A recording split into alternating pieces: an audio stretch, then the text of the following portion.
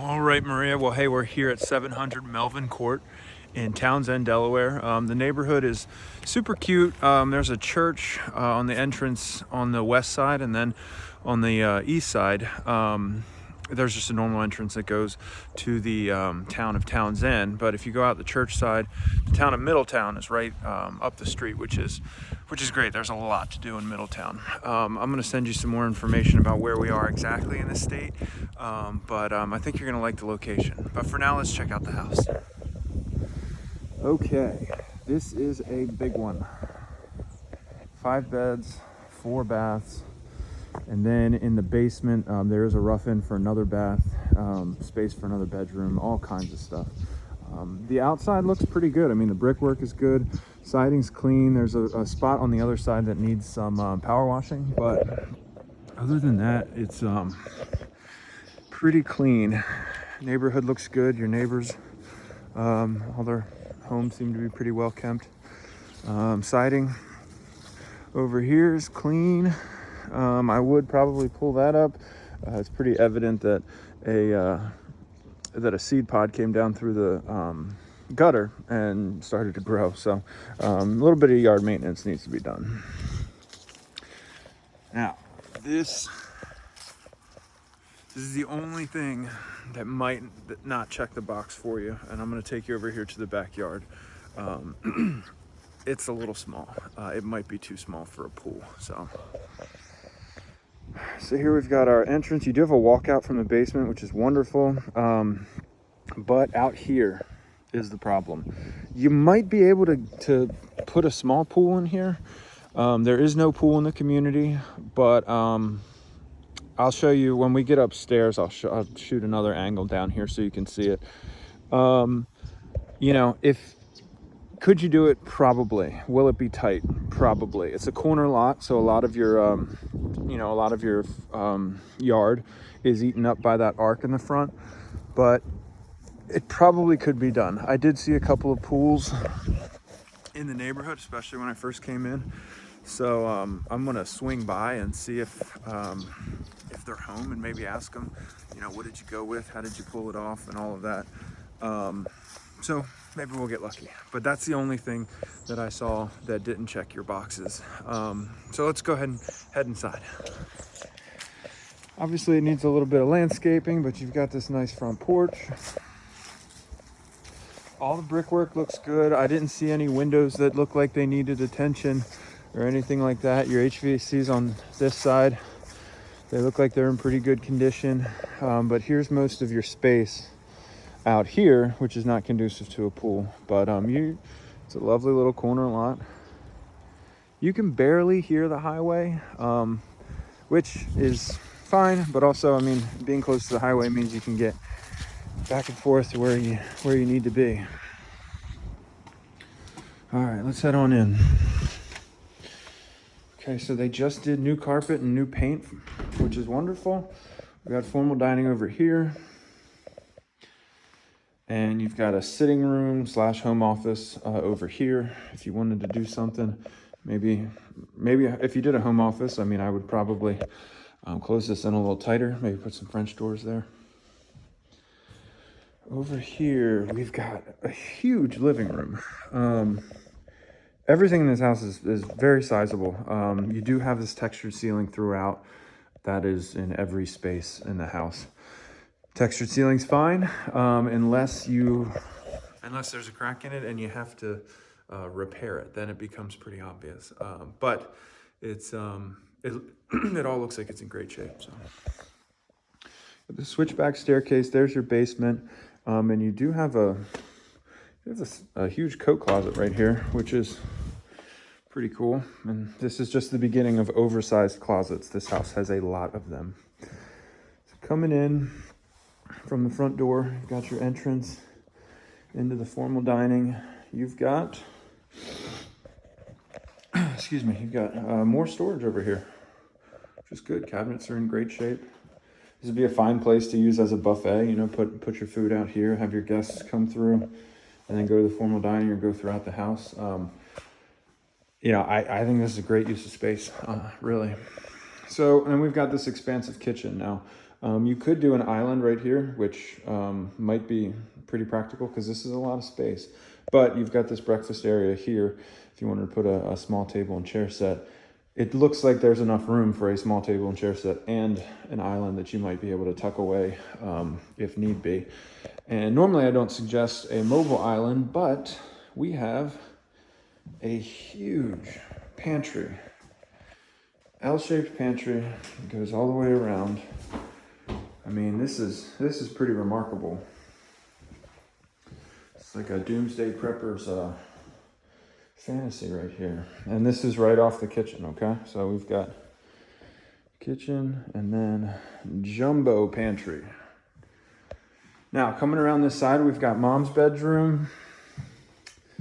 Also, so from the garage, you've got a coat closet here, which is also sizable.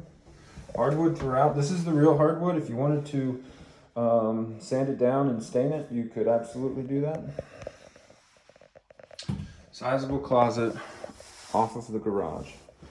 And then, so from the garage, come in, and here's mom's suite, okay? So, nice size bedroom. You could easily fit a king size bed and maybe a little, I mean, they've got the coax there for a TV, so you could do mom's TV, bed. She has a full bath here. This reminds me a lot of the first house that we looked at up in Dover. Obviously the price point's a lot different though. Coming in here to mom's closet. Sizable. I think the closet that my wife and I share is about this size, so I have plenty of space everywhere in this house. Windows all look good. So just to give you a frame of reference from the backyard. So again, could you get a pool in there? I think probably, but it's gonna be a little tight.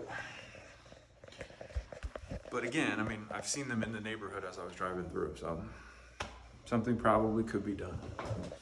All right, so we're coming back out from mom's bedroom into the kitchen.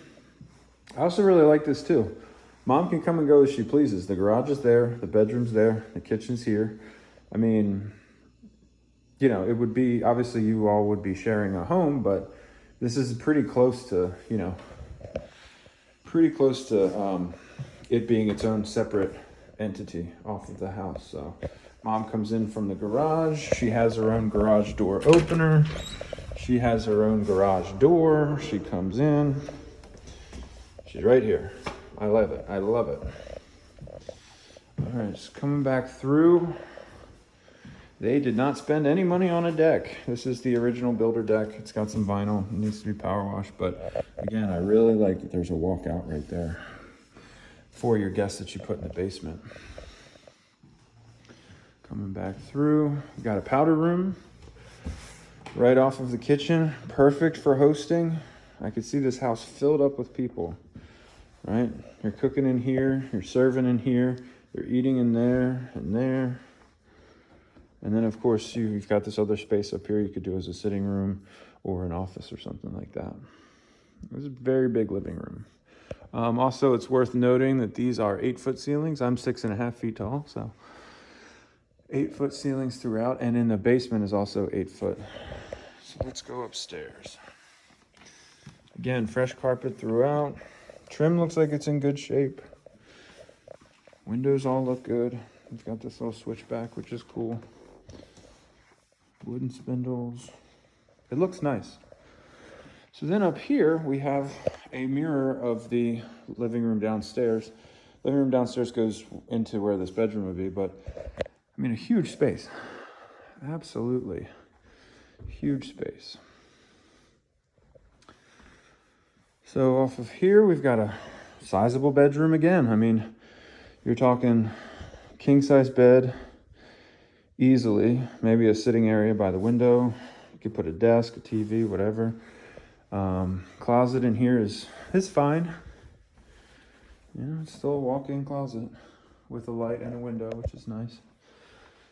So between this bedroom and the next bedroom is a Jack and Jill bath, full bathroom. So if you're keeping count, currently we are at two full beds, two full baths and a half bath. This one could probably use a little updating. It doesn't appear to be leaking. The subfloor doesn't feel soft or anything like that. Looks like they just got a little carried away with their home project and thought they were better at caulking than they actually are. So this bathroom could use a little TLC, but you got a bathtub combo, which is great for kids and pets. Double vanity and a realtor. Bedroom number 2. This is the smallest of the bedrooms that I've seen, but it's got a sizable closet. So. Coming back through here, again, living area.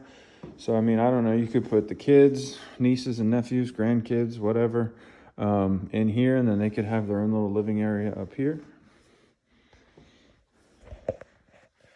Full bathroom number 3. We're at 3.5. This bathroom looks about the same as the other one. I mean, these are all builder grade touches, but everything seems to be in pretty good shape. Okay. Again, textured ceiling. Certainly livable. I mean, as far as foreclosures go, you don't really know what's going to happen. This one's in remarkable shape for being a foreclosure. We got the second smallest bedroom, but again, queen size bed could fit in there easily. And every room comes with a large closet. They just put carpet in here. I mean, if you like the carpet, it's it's kind of a standard loop with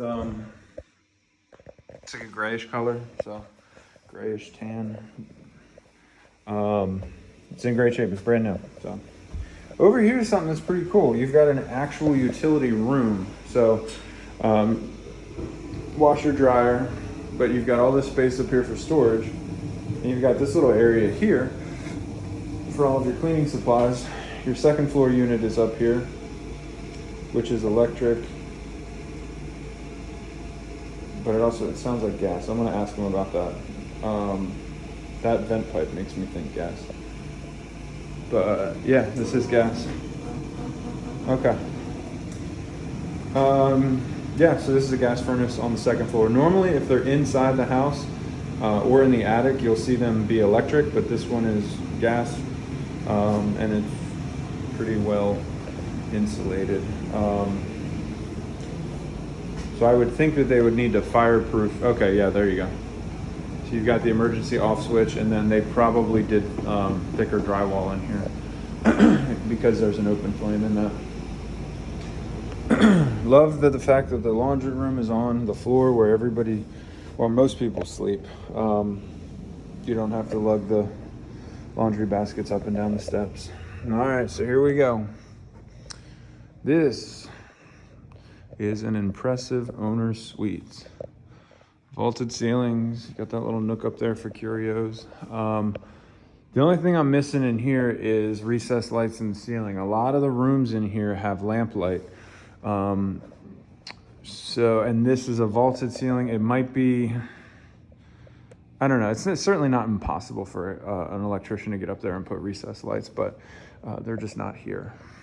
So here's an example of what I was talking about before, where if you have the textured ceiling and you have to go back and make a change to it, like so clearly here, some of the tape needed to be touched up, and you can kind of see where they were working right there. But beautiful cul-de-sac view. You can put your bed over there, and I don't know, you can play football in here, honestly. I mean, this room is huge. All right, and then it's got a very impressive his and her walk-in closet with a window. This could be your 6th and 7th bedroom if you wanted it to be, but we're gonna keep it a closet. It's huge. This house is massive. I mean, there's a lot of square footage, and it seems to be in very good shape. So you do have an air duct up here, which is good, which means that an electrician could conceivably get up there, or at least fish wire to put recessed lights up there. And there's a J box there, so you could conceivably put a light with a fan or like a long strip of lights or something like that, without having to go into the ceiling, which is cool. But you're gonna see lamp light on these switches, which means they're controlled by that switch panel over there. Coming into the bath, got like a terracotta colored tile, which is fine. Got the shower already, got the good tub, good corner tub. And let me show you down here again. Okay, so here's another view of the area. Could you get a pool in there? Probably, maybe. Is it gonna be tight? Probably. Double vanity. Got this little pantry space here with no door on it, which is fine. All right, so I'm gonna take you down to the basement now. But so far so good. I mean, you know, again, looking at the lamp light, there's no, I mean, so you've got a light there, right? So you could conceivably run off of that and put your recessed lights in here if you wanted to, or just go off of, you know, the lamp, the switch with the lamp on it. So, all right, let's head down to the basement. Go back through the switchback stairs. And yeah, it's a cool house. It's a really cool house. A lot of square footage. But it feels tight. It doesn't feel, I mean, the wind's blowing pretty hard right now. It doesn't feel drafty. I'm not hearing a lot of creaks along the floor and stuff like that. It feels like a well-built house. So let's go down to the basement. So again, we're off the living room, headed down. All right, so the basement was clearly finished before, and then they unfinished it. The question is why? The bank's not gonna know the answer to that. But we've got 8-foot ceilings, a little bit less. But the ceiling's already done. You've already got lighting down here, which is great. That's a huge cost saver. And it's pretty apparent. You can see where the tack strips are for carpet. It's pretty apparent that this was a livable space before. I don't know what that's for, but you've got the space here where they had a 2x4. So all of this was drywalled before, okay? And the good news is over here, you have a rough-in